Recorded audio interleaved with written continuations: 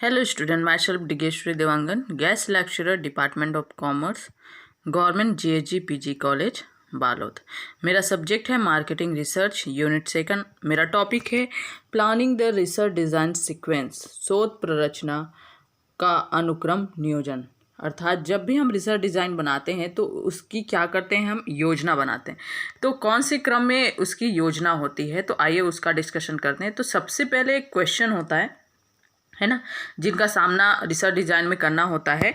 तो वो पहला है, क्या वैकल्पिक समाधानों के परिणामों का मापन करने के लिए हमने सही रूप में आवश्यक समंकों की निर्धारित जो है कर लिया है। कहने का तात्पर्य है कि जो समाधान है उसके परिणामों का मापन करने के लिए जो है हमें जो समंक चाहिए उसका निर्धारण हमने कर लिया है कि नहीं किया है।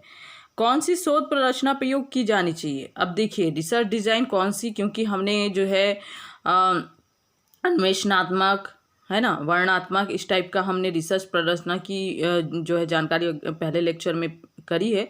तो कौन सी शोध प्ररचना प्रयोग की जानी चाहिए, उस प्ररचना के लिए किन निर्दिष्ट समंकों की आवश्यकता है ना, उस जो डिज़ाइन है उसके लिए कौन कौन से समंकों की आवश्यकता है, किससे ये समंक उपलब्ध होंगे, फिर प्राथमिक समंक कैसे प्राप्त किए जाएंगे, तो समंकों के प्रकार क्या होना चाहिए, कौन सी सामान्य संकलन पद्धति का प्रयोग किया जाएगा, स्रोतों से कैसे संपर्क किया जाना है, स्रोतों से कैसे जो है हम समंक प्राप्त कर सकते हैं। तो ये सारा इसमें हमारा क्वेश्चन होता है, प्रश्न होता है। क्या जनसंख्या की समग्र गणना होनी चाहिए, ठीक है। तो ये हमारा क्या होता है, प्रश्न होता है। फिर हमारा छठवां क्वेश्चन होता है कि समंकों की व्याख्या और प्रस्तुतिकरण कैसा होगा, क्या अध्ययन का व्यय किया जा सकता है, क्या शोध प्ररचना वास्तव में कार्य योग्य है और समस्या समाधान के लिए सुनिर्देशित है या नहीं है। अब देखिए हमारे पास इतने सारे क्वेश्चन हैं। अब हमें जो है इसमें से बेस्ट का चयन करना होता है ना, मतलब हमारे पास विकल्प होते हैं है ना, या हमें जो है कदम लेना होता है वो। तो अनुमानित समंक विश्लेषण एवं प्रक्रिया, तो हमें कदम उठाना चाहिए समंक विश्लेषण और उनकी प्रक्रिया की। प्रयोगात्मक, अर्ध प्रयोगात्मक या वर्णनात्मक जो है रिसर्च डिज़ाइन का प्रयोग करना चाहिए। प्राप्त किए जाने वाले समंकों के विवरण को सही लिखना, संगत गौण समंकों की खोज एवं परीक्षण करना, ये हमारा आवश्यक कदम है। बचे हुए समंक अंतराल को निर्धारित करना, समग्र को परिभाषित करना, तथ्यों, तत्वों तथा प्रेरणा आवश्यकताओं का निर्धारण करना। फिर है समंक प्राप्त करने के लिए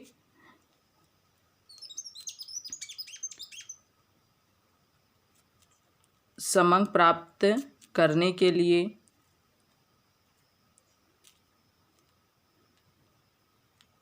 योजना,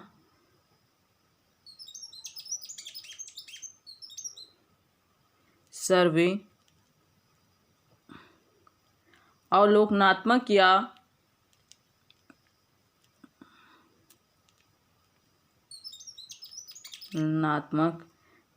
यांत्रिक पद्धतियों द्वारा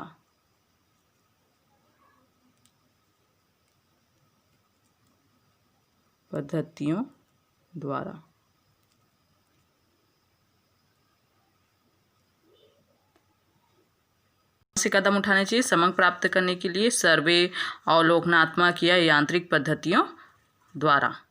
अगर हमें सर्वे का प्रयोग करना है तो यह निश्चित होना चाहिए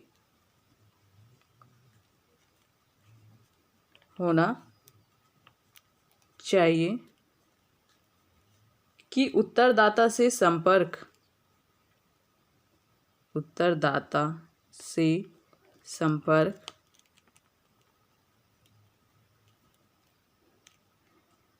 टेलीफोन, डाक या व्यक्तिगत रूप से किया जाना चाहिए। संपर्क जो है टेलीफोन,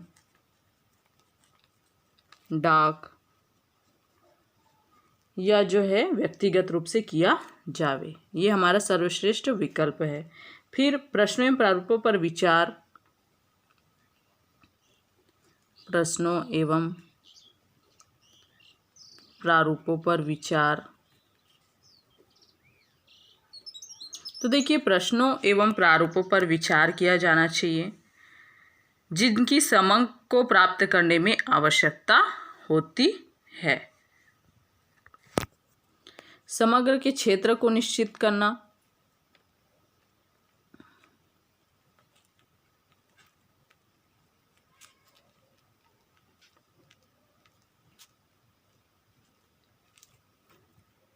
समग्र के क्षेत्र को निश्चित करना, जैसे पूर्ण गणना कर निर्देशन में से एक को चुनना।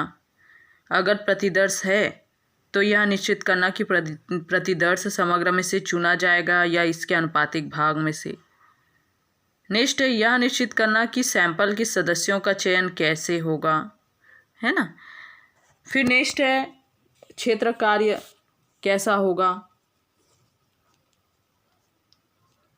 क्षेत्र कार्य तो हमें नक्शा और अनुसूची का प्रयोग करना चाहिए। नक्शा तथा जो है शेड्यूल बनाना चाहिए, हमें अनुसूची बनानी चाहिए।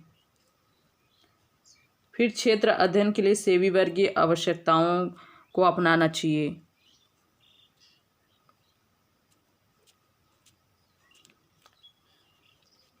के लिए सेवी वर्गीय आवश्यकताओं को अपनाना चाहिए।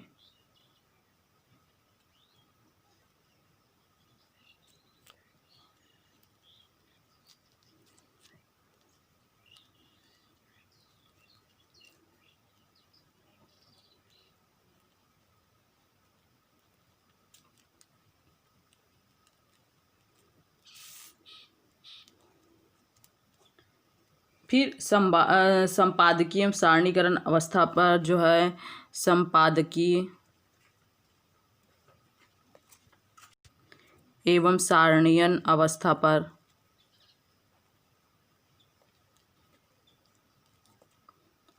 पर विचार करना चाहिए।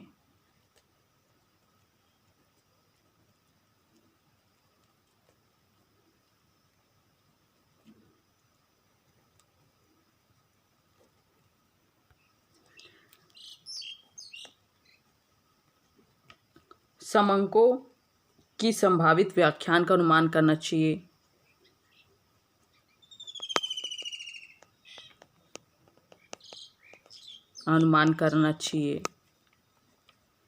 उन तरीकों पर विचार करना चाहिए जिसके द्वारा परिणाम को प्रस्तुत किया जा सके, है ना। उन तरीकों को अपनाना चाहिए।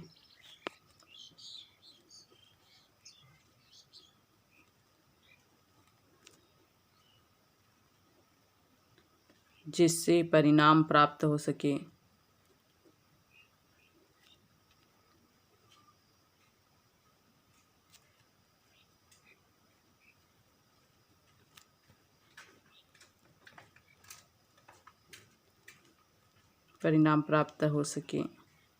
नेक्स्ट है बजट लागत निर्धारित करना और शोध प्रस्ताव प्रस्तुत करना। फिर प्ररचना का पुनरीक्षण।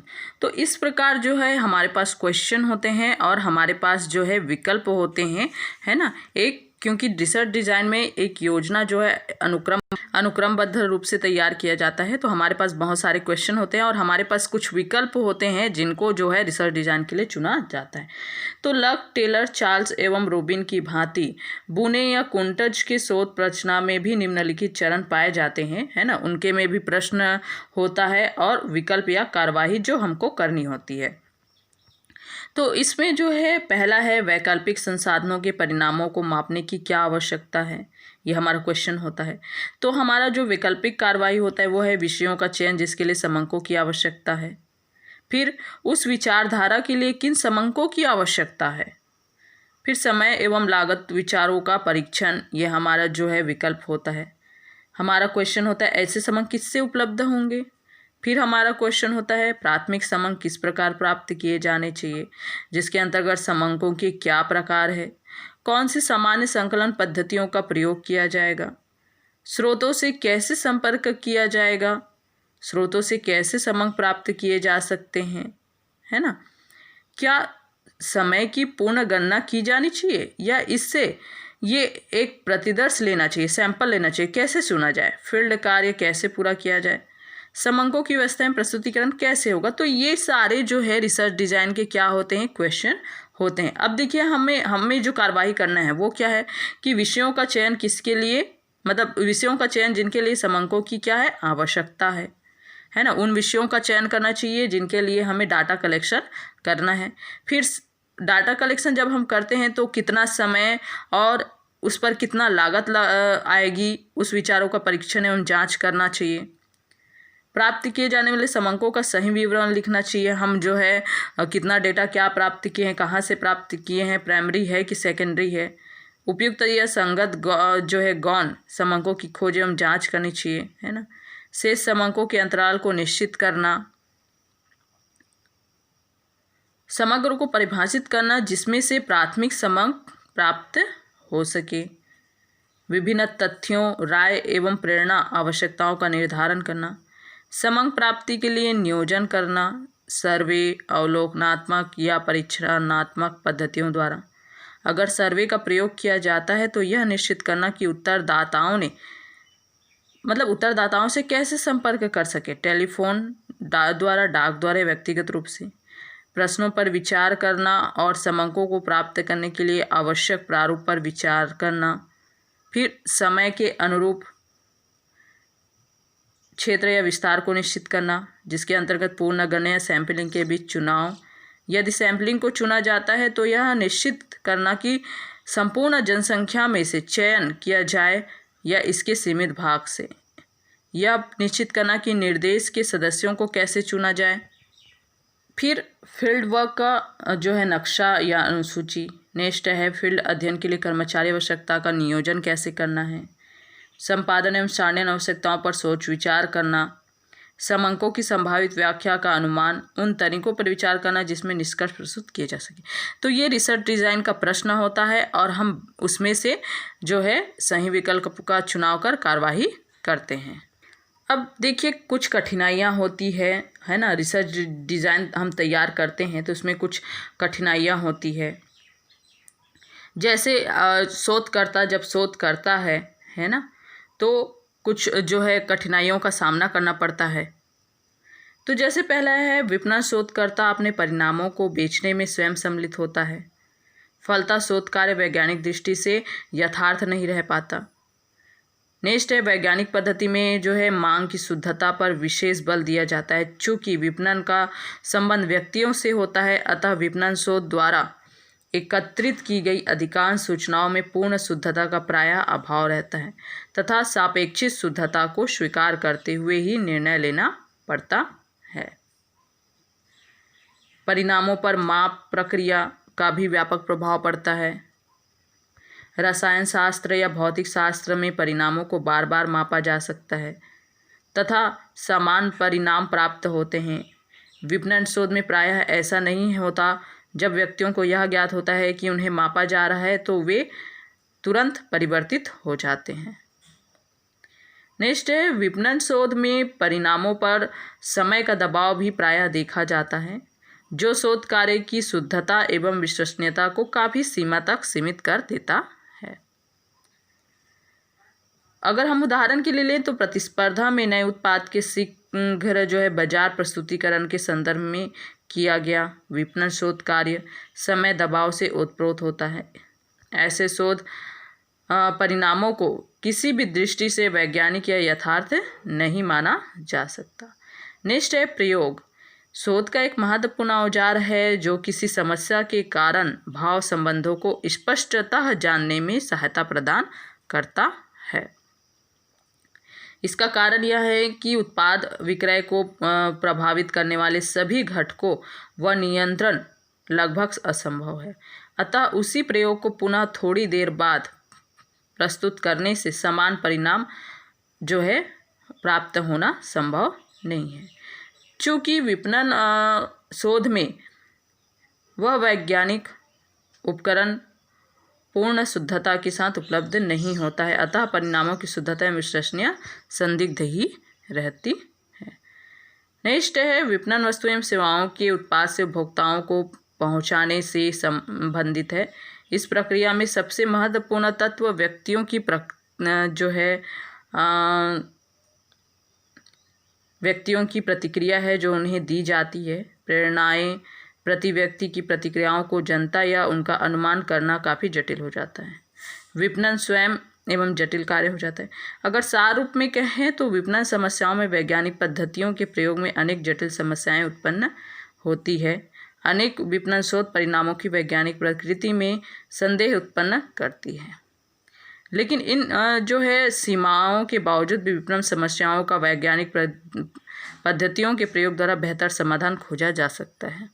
चूँकि हम जो है कोई भी कार्य करते हैं तो रिसर्च डिज़ाइन से हम पूरी रूपरेखा तैयार कर लेते हैं, जिससे हमारी जो है समस्याओं का समाधान जो है प्राप्त हो जाता है। Thank you.